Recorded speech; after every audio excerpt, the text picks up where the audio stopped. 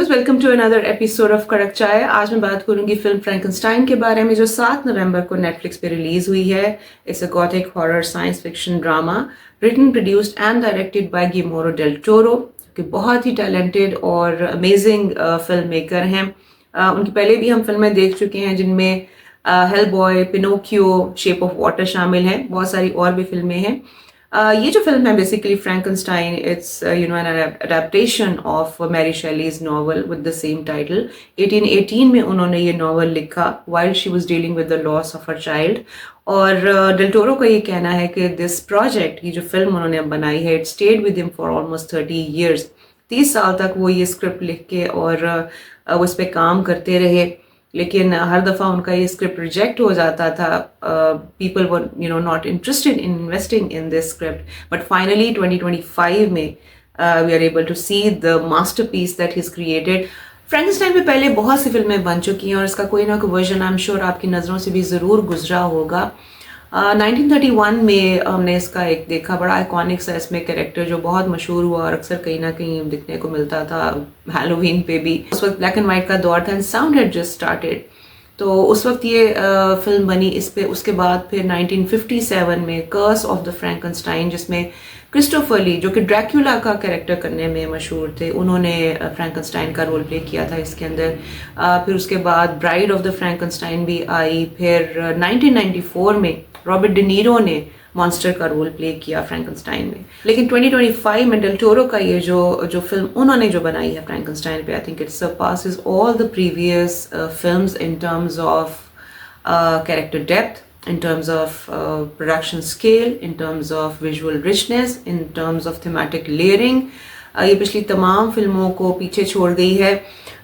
एक जो इसकी बेसिक कोर थीम है जो कि नॉवल में भी मौजूद है, यानी कि creator versus the creation, abandonment, monstrosity and longing, वो जो है वो इसके अंदर ज़रूर फिल्म के अंदर रिटेन की गई है। बेसिकली ये जो है it's a tragic romance which deals with obsession and loss, और ये एक चीज़ है जो पिछली फिल्मों में हमें नहीं देखने को मिली। So this is something which is new to us in this film.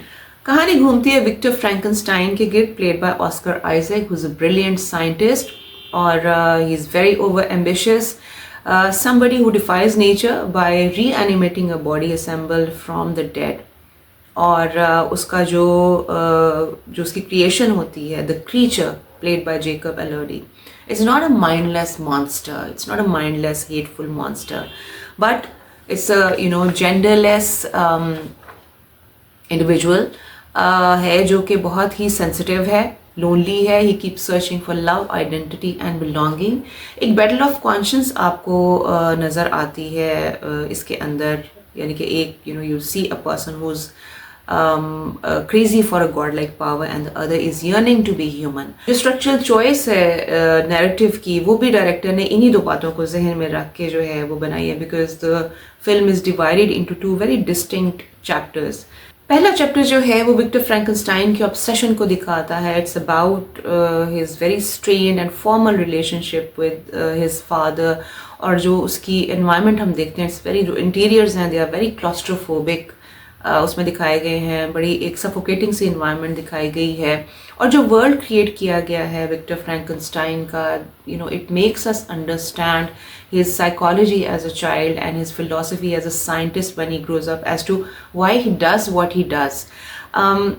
आप देखते हैं कि इमोशनली बाप बेटा जो हैं वो दोनों कितने डिस्टेंट हैं एक दूसरे से, and there is an unspoken pressure and lack of warmth in their conversation. You also get to see, a subtle parental weight that sort of pushes Victor to, prove himself beyond human limits.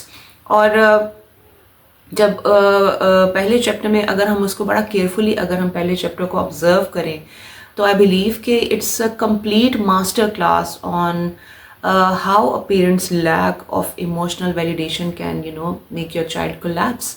और जब Victor की माँ मरती है तो दोनों बाप बेटा जो हैं they grieve separately, and sort of एक और फ्रैक्चर आ जाता है उनके रिलेशनशिप पे, मज़ीद एक और इमोशनल वॉइड क्रिएट हो जाता है, जिसको विक्टर बहुत ही सबकॉन्शियसली रिपीट करता है with his own creation later in his life.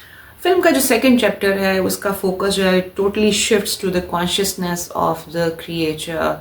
It's like a new born baby that's come to life और उसको पता नहीं है कि अब उसने क्या करना है. You get to see specially film के अंदर you get to see vast horizons. आपको स्नो दिखाई जाती है, आपको dim lights and natural light है in order to sort of humanise the monster.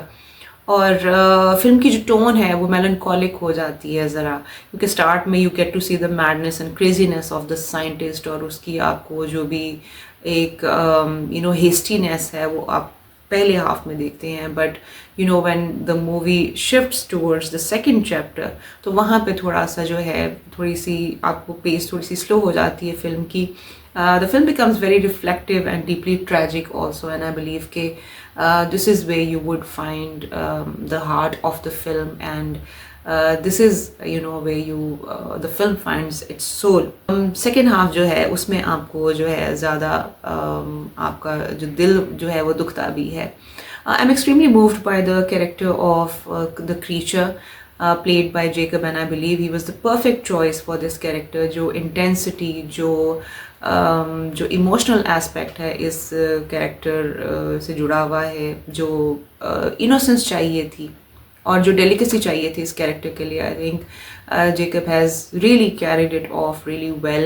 He's played his part extremely well, and he sort of deserves an applause for the way he's acted in this film. और क्योंकि वो बहुत toll भी हैं, is almost 6'5", तो उनकी जो physique है that also sort of complements the character that he's playing. Oscar Isaac as Victor, उनकी एक अलग प्रेजेंस है फिल्म के अंदर. He is full of guilt and madness और ये सारी जो कियोस है वो नज़र आती है उनके कैरेक्टर में. As compared to the creature his character is less subtle and more theatrical. So ये एक कॉन्ट्रास्ट जो है ये दोनों कैरेक्टर्स में आपको बड़ा एक वाज़ेह तौर पे ये नज़र आता है. एक और जो बहुत इंपॉर्टेंट कैरेक्टर है इस फिल्म के अंदर वो है एलिज़ाबेथ का, प्लेड बाय मिया गॉथ. और इन्होंने बेसिकली फिल्म में 2 कैरेक्टर्स परफॉर्म किए हैं, एक विक्टर की माँ का और दूसरा विक्टर की to be sister in law का एज एलिज़ाबेथ. और this is the only character in the film who truly understands and accepts the creature for who it is without any hatred and without any fear. Immediately she embraces it with all its oddities. और एक female character के through इस idea को present करना was a very intelligent choice because औरत के अंदर एक नेचुरल एक कैपेबिलिटी होती है to show warmth and to nurture a new born. So I think this idea was also very beautifully presented. Cinematography और लाइटिंग की बात करें तो आपको फिल्म के अंदर एक पेंटरली सी फील एक आपको नज़र आती है. इसमें डीप फोकस ज़्यादा यूज़ किया गया है, क्यूरोस्क्यूरो लाइटिंग को अडैप्ट किया गया है in order to complement the gothic romantic feel rather than create a straight horror. और फिर इसका जो म्यूज़िक भी है, जो बैकग्राउंड स्कोर है, composed by Alexander Desplat, who is a French composer, that is also beautiful. Or it sort of amplifies the emotional depth in a scene. Oscar winner Del Toro जो हैं उनकी ये एक amazing जो एक उन्होंने masterpiece जो उन्होंने क्रिएट किया गया है with his amazing direction. The way he blends horror tragedy with romance is something we have not seen before in Frankenstein movies. और ये एक बड़ी एक इसकी एक unique quality है that really stands out. And I think the way he captures beauty in ugliness is also remarkable. उनका ये भी कहना है कि he wanted to test the capabilities of every single craft in movie making, और इसीलिए उनकी इस फिल्म में आपको बहुत डिटेल नज़र आएगी इन एवरी डिपार्टमेंट. फिल्म की एक लुक निकालने के लिए और उसकी फील निकालने के लिए आपको पता है कि आर्ट डिपार्टमेंट और प्रोडक्शन डिज़ाइन का एक बहुत बड़ा रोल होता है. और इस फिल्म की जो प्रोडक्शन डिज़ाइन है it is insanely massive.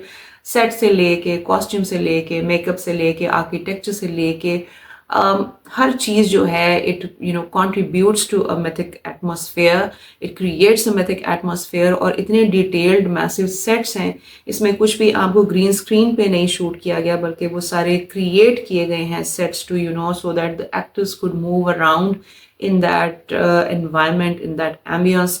Jacob पे जो मेकअप किया गया है वो भी इट इज़ हेविली लेयर्ड और कहा जाता है कि वो 10 से 11 घंटे उस मेकअप के लिए उनको बैठना पड़ता था and then he would go for the shoot. और उनकी जो लेयरिंग भी उनके ऊपर जो की गई है, जिस तरीके की जो पैचेस उनके ऊपर अप्लाई किए गए हैं, प्रोस्थेटिक्स हैं जो उनके ऊपर, it's done in a way that is to sort of adds to the humanization of the monster and not to make him look like a horrifying monster. फिर कॉस्ट्यूम्स जो हैं इस फिल्म के अंदर, दे आर ऑल्सो ब्यूटिफुल, और इतनी detail है उनके अंदर, they also integrate period authentic details.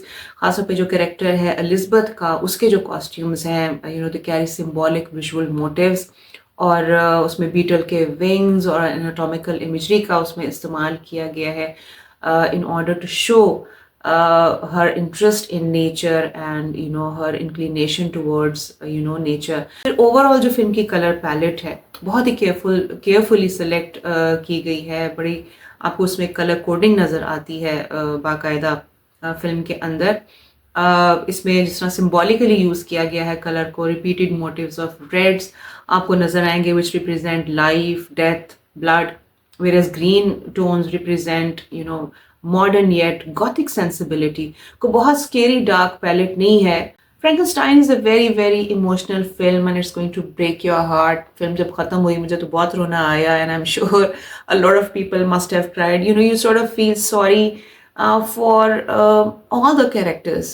ख़ास तौर पे जो विक्टर का कैरेक्टर है, जो मॉन्स्टर का कैरेक्टर है, जो क्रीचर का कैरेक्टर है, and you can't really tell which one is the monster because you sort of feel more sorry for the creature because he's helpless। लेकिन अगर आप उसको एक टोटलिटी में देखें कि हम एज ह्यूमन बीइंग्स भी अपनी चॉइस से दुनिया में नहीं आते, and same is the case with this creature।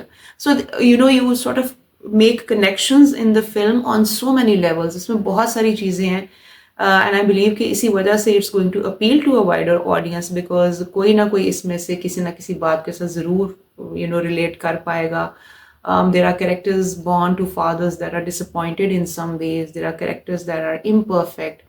There are characters who want forgiveness। There's longing, there's loss, there's grief। बहुत सी ऐसे आइडियाज़ हैं। there's generational trauma that passes from one to the other। ये सारी मतलब मुझे तो ये लग रहा था कि जैसे हमारे इर्द गिर्द की ही कहानी है जो कि फ्रैंकनस्टाइन के रूप में हम देख रहे हैं। So it's a very sensitive film, it's a very emotional film. और इस फिल्म के अंदर कुछ सीन्स भी हैं जो मुझे पर्सनली बहुत अच्छे लगे। उसमें एक सीन है जिसमें the creature he meets an older man, an old man, and they sort of become friends। फिर कुछ डायलॉग्स हैं, ज़्यादातर जो डायलॉग्स हैं वैसे जो मुझे अच्छे लगे, जो मॉन्स्टर के या क्रीचर के जो डायलॉग्स थे वो ज़्यादा इंटरेस्टिंग थे।